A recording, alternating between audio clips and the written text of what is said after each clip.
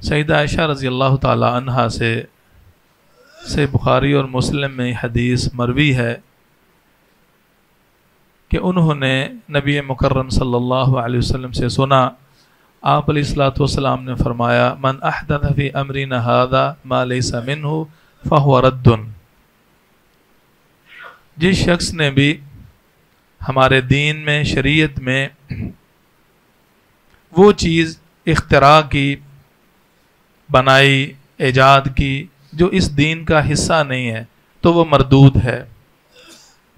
کوئی بھی چیز اس کو بغرض ثواب ایک عمل کے طور پر اللہ کی قربت اور ثواب کی غرض سے کوئی بھی عمل بطور ثواب انسان کرتا ہے تو وہ مردود ہے۔ صحیح مسلم میں ان کے یہ الفاظ آتے ہیں من عمل عملا لیس علی امرنا فہو رد، کہ جس نے کوئی ایسا عمل کیا جس پر ہمارا حکم نہیں ہے، کوئی ایسا عمل وہ کام کرتا ہے عبادت اور ثواب کے حصول کے لیے، لیکن نبی مکرم صلی اللہ علیہ وسلم کا اس حوالے سے کوئی حکم امر، کوئی شریعت کی رہنمائی نہیں ہے تو وہ مردود عمل ہے۔ سامعین کرام،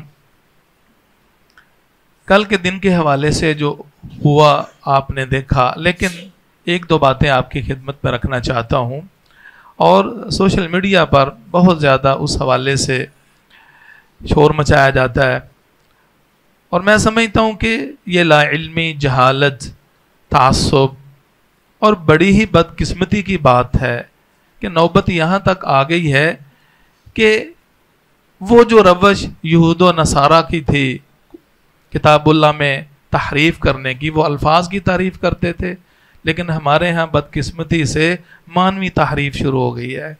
وہ معنی روایات اور حدیث کا وہ مفہوم کشید کیا جاتا ہے کہ جس کا ائمہ سلف 100 سال سے پہلے مفسرین کے ہاں تصور بھی نہیں تھا۔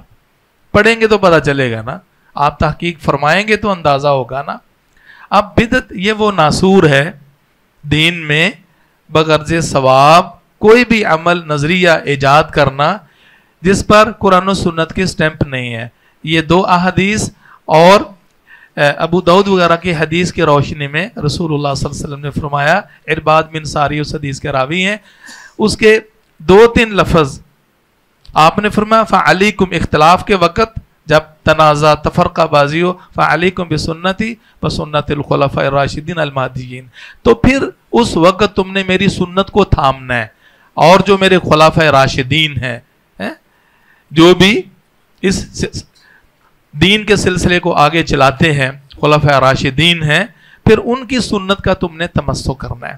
سامعین کرام، اس لیے علماء کرام نے، فقہاء اعلام نے، اس امت کے جہابذہ نے، اسکالرز نے، فقہاء کرام نے یہ وضاحت سے لکھا ہے کہ بدعت بالخصوص وہ چیز ہے جو عہد نبوی، صحابہ کرام اور تابعین کے دور میں، یعنی قرون ثلاثہ میں اس کی کوئی اصل بنیاد نہیں ہے، بعد میں وہ کام ایجاد ہوا تو وہ اس کو وہ بدعت قرار دیتے ہیں۔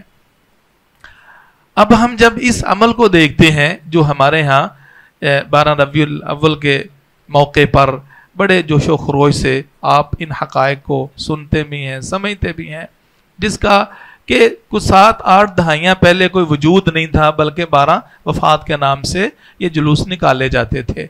اب اللہ کے رسول صلی اللہ علیہ وسلم سے محبت مختلف ہی چیز نہیں ہے۔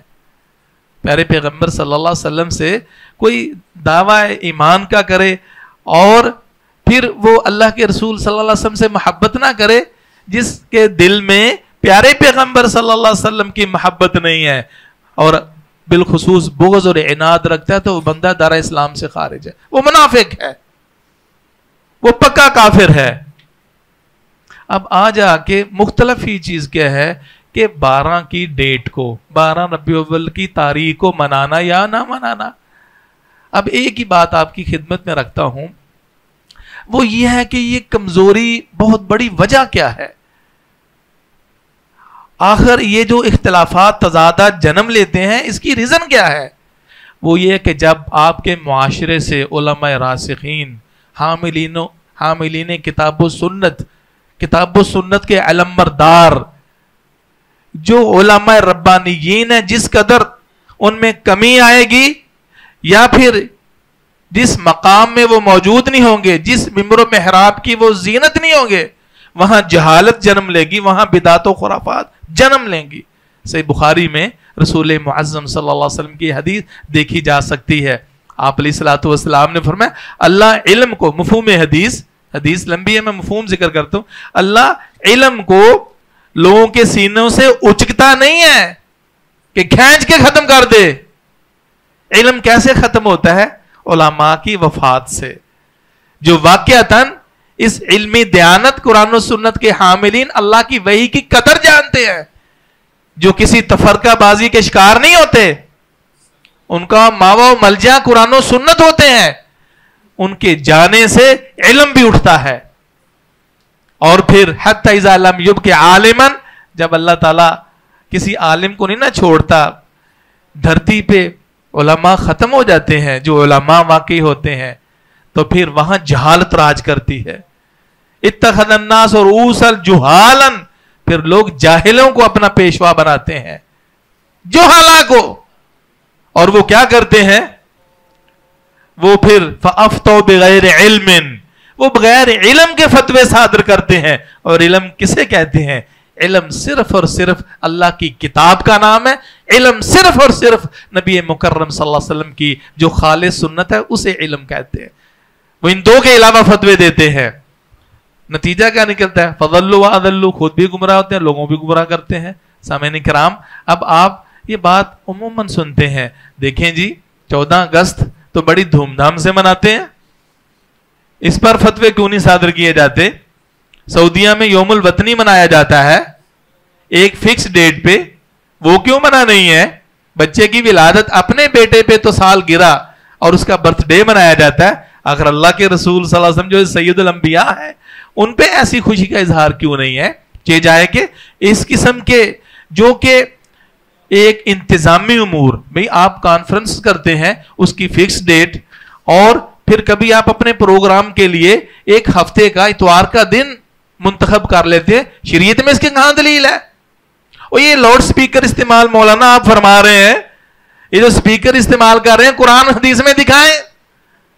اگر اتنا ہی تمہیں قرآن و سنت کی محبت کا دعویٰ ہے تو پھر موبائل کیوں نے رکھے ہوئے ہیں؟ یہ گھڑیاں کیوں لگاتے ہو؟ مجھے امید ہے کہ آپ ان چیزوں کو سمجھتے ہیں۔ سامعین کرام، اصل میں ایک چیز کو ثواب سمجھ کے کرنا ہے، اس کو عبادت کا درجہ دینا ہے، اور عبادت کا درجہ دے کر اس کو سنت منوانا ہے، اس کو عبادت کنسیڈر کرنا اور کروانا ہے۔ اور جب نوبت یہاں تک آ جائے کہ جو اس کو ماننے والے نہیں، اس کو قبول کرنے والے نہیں ہیں، ان کو اخوان الشیاطین قرار دیا جائے، ان کو گمراہ کنسیڈر کیا جائے، ان کو گمراہ قرار دیا جائے، تو یہ کتنا بڑا دین کا مسئلہ ہوگا۔ لیکن ایک بھی دلیل نہیں ملتی۔ اب یہ بتائیں، کچھ معاملات انتظامی ہوتے ہیں، کوئی سیاسی ہوتے ہیں، کوئی ملکی ہوتے ہیں۔ اب یوم الوطنی منانے والے جو سعودی ہیں اپنا دن مناتے ہیں، وہ جھنڈیاں لگائیں، وہ جھنڈے لہرائیں، بھئی کون کہتا وہ عبادت و ثواب ہے؟ پاکستان میں کتنے رسم و رواج ہوتے ہیں، اور بار کونسل کے الیکشن ہوتے ہیں، آپ سمجھتے ہیں مناظم مینجمنٹ کے حساب سے چلے ہفتہ اتوار سہولت ہے، کانفرنس درس بخاری ہوتا ہے جی اتوار کو رکھ لیں، سب فارغ ہوتے ہیں، اور مولانا تدلیل مانگے، مولانا ہفتہ اتوار کی ڈیٹ دکھائیں قرآن و حدیث سے۔ وہ کون سمجھائے اللہ کے بندے؟ یہ دنیوی امور ہیں، دنیوی مینجمنٹ، سیاسی امور جن کا تعلق اپنے مسالے سے، اپنے شیڈول اور معمولات سے ہوتا ہے، جن کا دین سے تعلق نہیں ہوتا، یہ دنیوی امور اور چیز ہیں۔ اور کسی چیز کو دین ثواب سمجھ کے لوگوں کو دین بنا کر پیش کرنا، اس پر ثواب اور اس پر بہت بڑا لوگوں کے سامنے اللہ کا دین بنا کے رکھنا، یہ اور چیز ہے۔ تو صرف درخواست یہی آپ کی خدمت میں رکھنی ہے کہ یہ بہت بڑا فتنہ ہے میرے بھائیوں، اس چیز کا قرآن و سنت سے کوئی ثبوت نہیں ملتا۔ یہ اپنے فنکشن، اپنے پروگرام، یہ دنیوی امور ہے، کوئی بچے کی سالگرہ، حالانکہ وہ حرام ہے، ہم کہتے ہیں یہ ہندو مناتے ہیں، مشابہت ہے، بھئی یہ ان چیزوں کو ہم نہیں مانتے، اگر کوئی کرتا بھی ہے تو اپنی مسلط، اپنی ضرورت اور اپنے حالات کے تقاضے کے مطابق مینج کرتا ہے. اور جو چیز ہم دیکھ رہے ہیں اس کو تو دین بنایا جا رہا ہے، یہ دین نہیں ہے. اگر دین ہوتا تو سب سے بڑے محبان رسول صحابہ کرام کرتے، تابعین اعدام کرتے، امت کے علماء و فقہاء اپنی کتابوں میں فضائل بیان کرتے. وہ ولادت کا تو ذکر ملتا ہے، لیکن ولادت کو پھر عید کا درجہ دینا اور عید کے بعد جشن کا درجہ دینا اور پھر اس پر آیات اور حدیث کو تروڑ مروڑ کر پیش کرنا، یہ بہت بڑے دکھ کی بات ہے، بہت بڑا دغا ہے، بہت بڑا فراڈ ہے. کوئی بھی ایسی دلیل آپ کو قرآن و سنت میں اس نام سے اور اس موجودہ صورت میں کچھ نہیں ملے گی. کوئی چیپٹر نہیں ملے گا، کوئی باب نہیں ملے گا. یہ عجب عید ہے جس عید کو عیدوں کی عید کہا جا رہا ہے، عیدوں کی عید کہا جا رہا ہے. وہ جو ڈی ایچ اے والے ہیں ہماری گلی میں، وہ ادھر وسن پورے میں آ رہے ہیں کہ ادھر تو لوگوں کو پتہ ہی نہیں ہے. بھئی یہ کیسی عید ہے؟ پنجاب میں چل رہی ہے اور خیبر پختونخوا میں پتہ ہی نہیں ہے، پشاور میں پتہ ہی نہیں ہے، ایک محلے میں دوسرے محلے میں ہے نہیں. بھائی غور فرمانے کا موقع ہے. یہ کوئی ایسی عید نہیں ہے، نہ یہ محبت کی دلیل ہے، یہ بدعت ہے. اللہ ہمیں اس قسم کی بدعت جو خرافات آپ نے دیکھی ہیں وہ کسی ڈھکی چھپی نہیں ہے. اللہ ہمیں یہ بات سمجھنے کی توفیق نصیب فرمائے. بارک اللہ فیکم.